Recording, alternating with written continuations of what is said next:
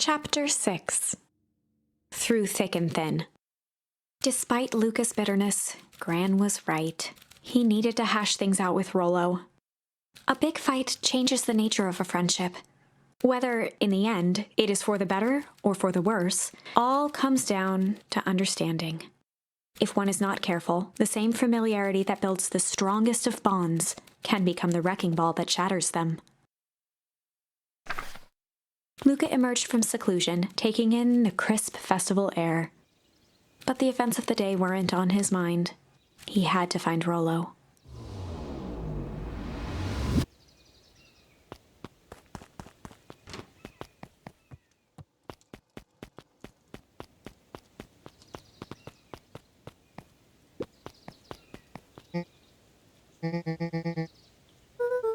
Roxy rolled her eyes, shaking her head.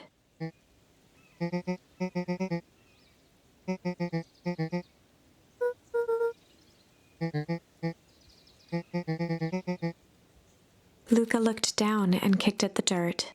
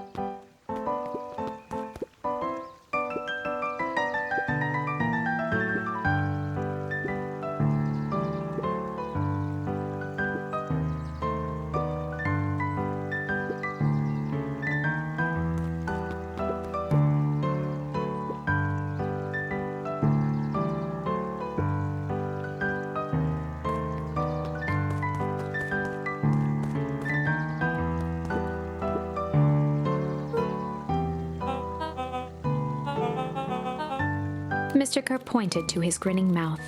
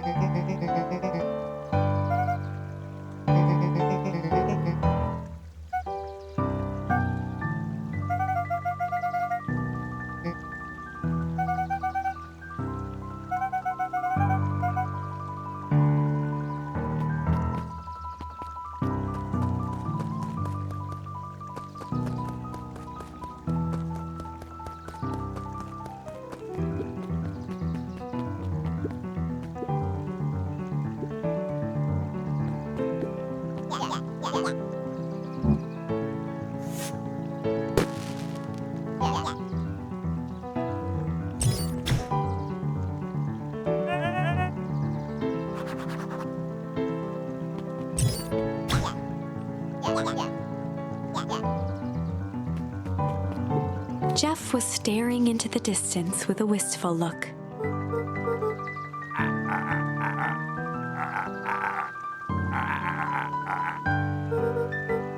Jeff turned to Luca with a furrowed brow, then gave an understanding nod. For a moment, the two now shared that same wistful gaze.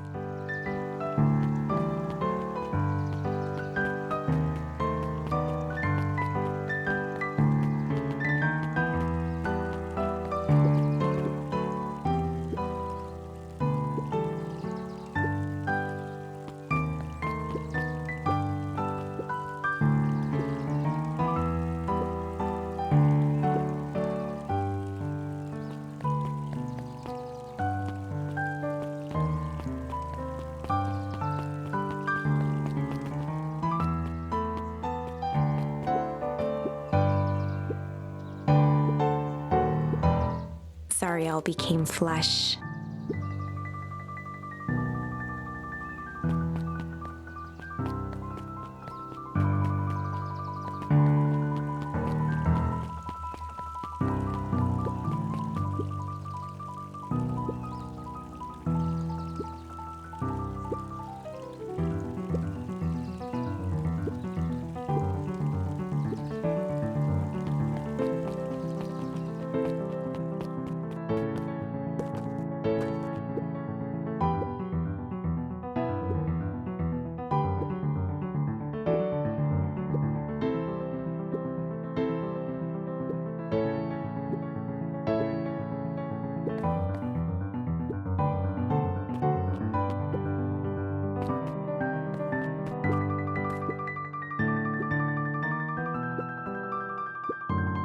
Griffin looked away suspiciously.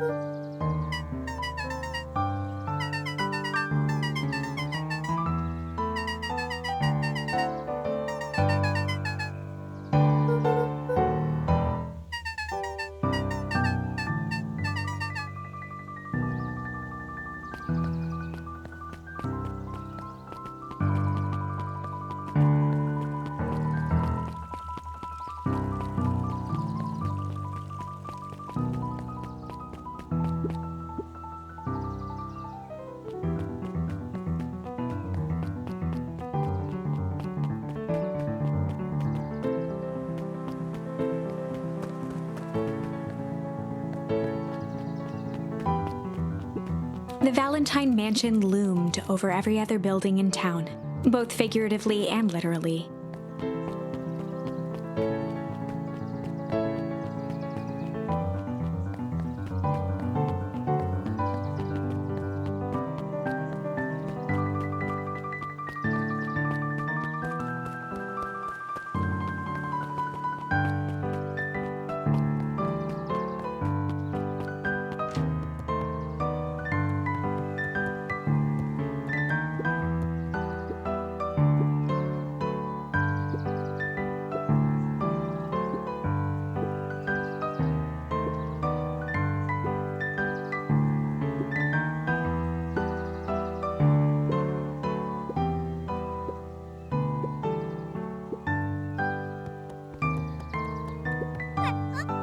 Kato's eyes lit with excitement.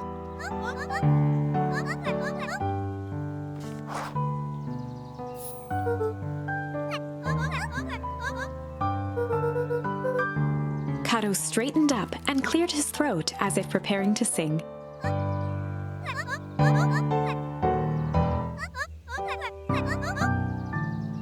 Kato stared at Luca eagerly.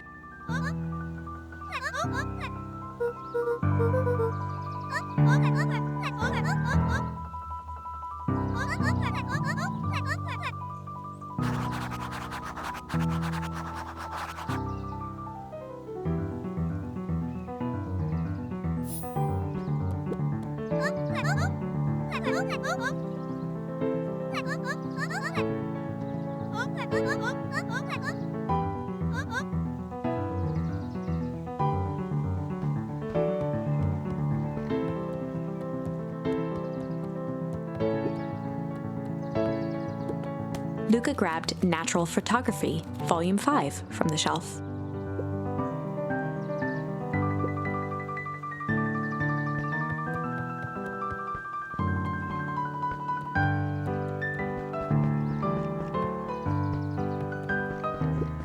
Luca grabbed The Modern Science of Atomic Radiation from the shelf. Luca grabbed The Adventures of Hank Atomic, issue number 4, from the shelf. Luca grabbed The Adventures of Hank Atomic, issue number 5, from the shelf.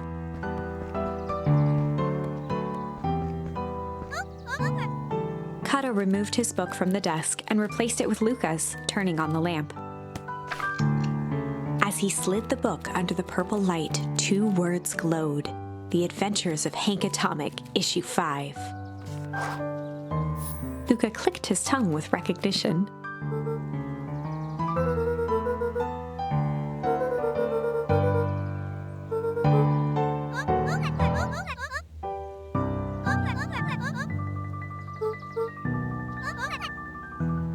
Kato began flipping through the pages, stopping when he hit a glowing word. He continued flipping.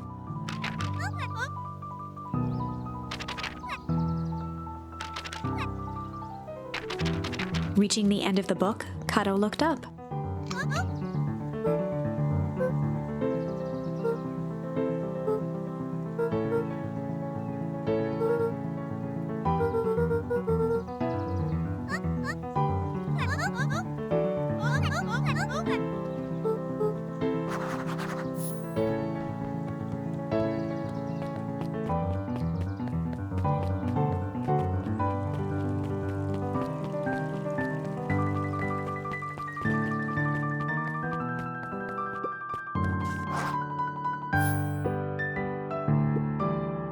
Before Luca could finish his sentence, Griffin handed him a corn dog.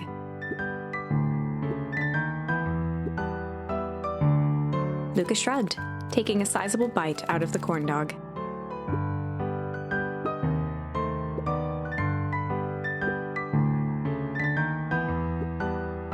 Luca tongued at his cheeks, feeling something rough between his teeth. He reached into his mouth and pulled out a slip of paper.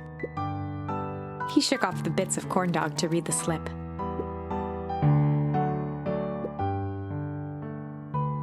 Luca finished off the remainder of the corn dog.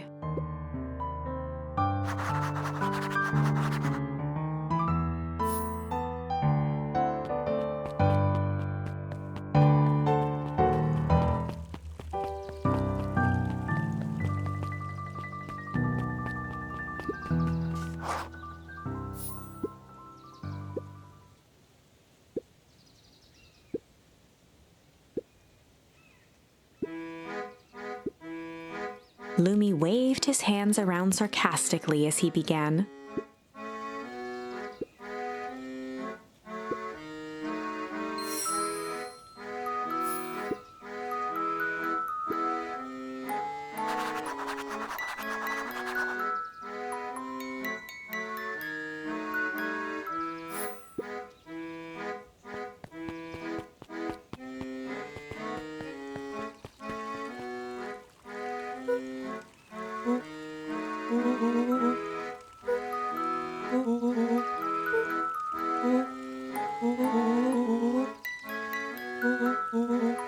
Rollo sheepishly handed Luca the balloons.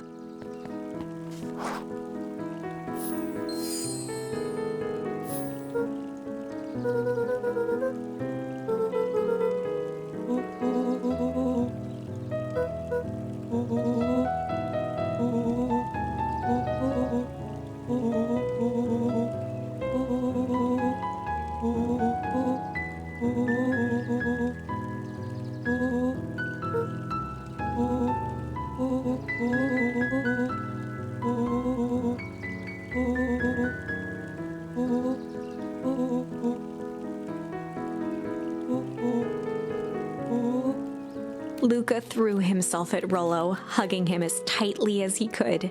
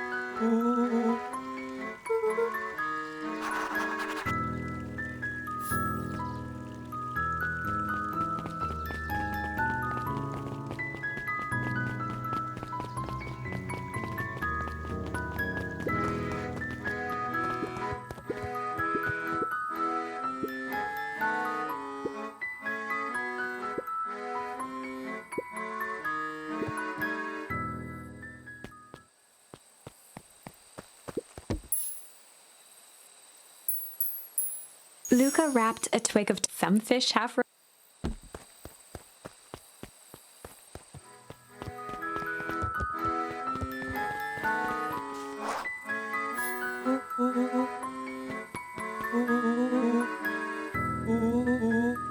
Rollo handed Luca an unopened letter.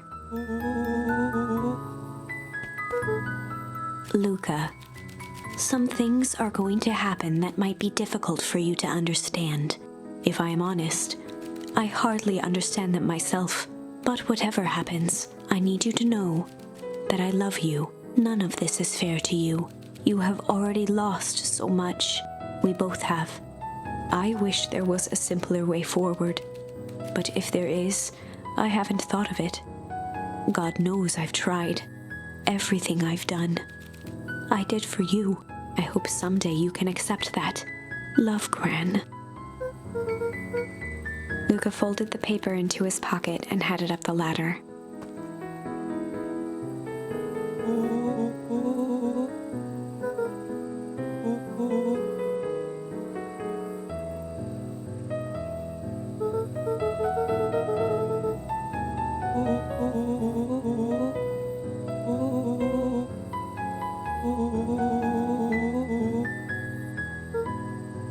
Luca was at a loss for words.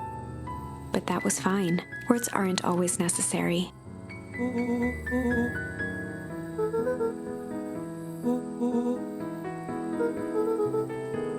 Sadly, this was untrue. A distant rumble shook the treehouse.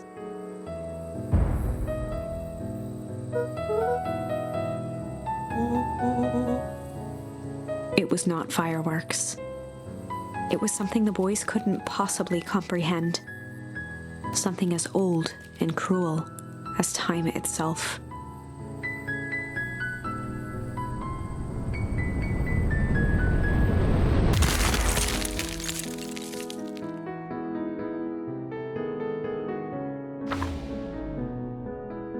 A shockwave of cold tore through the room. A bitter, unfathomable chill. Before they could react, it encased them in ice. Two boys, reunited by friendship, only to be cruelly separated by a malevolence beyond reason. And so, our story ends on this melancholy scene. In a silent treehouse turned statuary, in a town brought low by its secrets, sits a pair of friends, alone, together, for the rest of time. The end. No, that can't be the ending. It simply can't. I won't accept it, and I hope you won't either. There are more endings, more possibilities. I can feel it. We are just going to have to sort through them all until we find the one that fits.